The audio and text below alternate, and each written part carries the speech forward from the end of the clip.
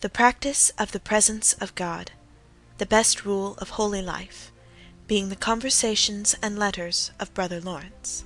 First conversation. The first time I saw Brother Lawrence was upon the 3rd of August, 1666.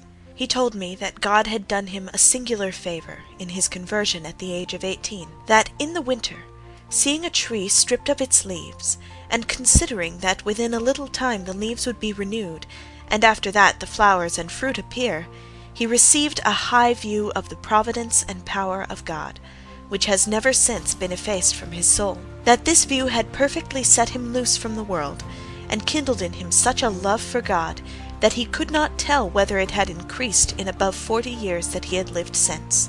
That he had been footman to Monsieur Faubert, the treasurer, and that he was a great awkward fellow who broke everything.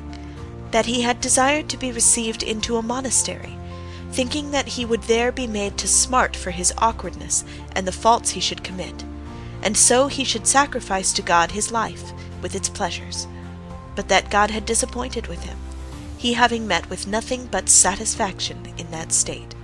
That we should establish ourselves in a sense of God's presence, by continually conversing with him. That it was a shameful thing to quit his conversation, to think of trifles and fooleries. That we should feed and nourish our souls with high notions of God, which would yield us great joy in being devoted to him. That we ought to quicken, i.e., to enliven, our faith.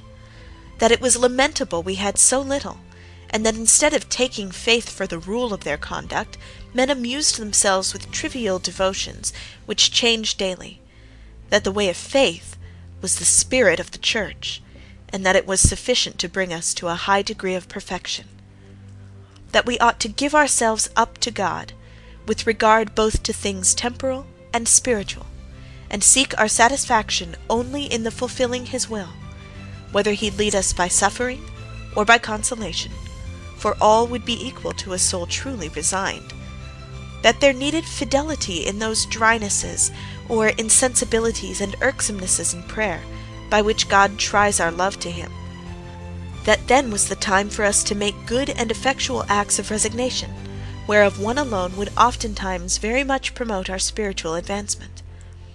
That as for the miseries and sins he heard of daily in the world, he was so far from wondering at them that, on the contrary, he was surprised there were not more, considering the malice sinners were capable of, that for his part he prayed for them, but knowing that God could remedy the mischiefs they did when he pleased, he gave himself no further trouble.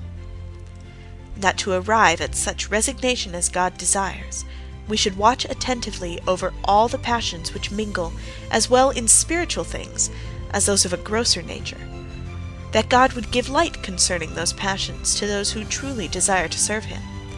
That if this was my design, that is, sincerely to serve God, I might come to him, Brother Lawrence, as often as I pleased, without any fear of being troublesome, but if not, that I ought no more to visit him. End of the first conversation.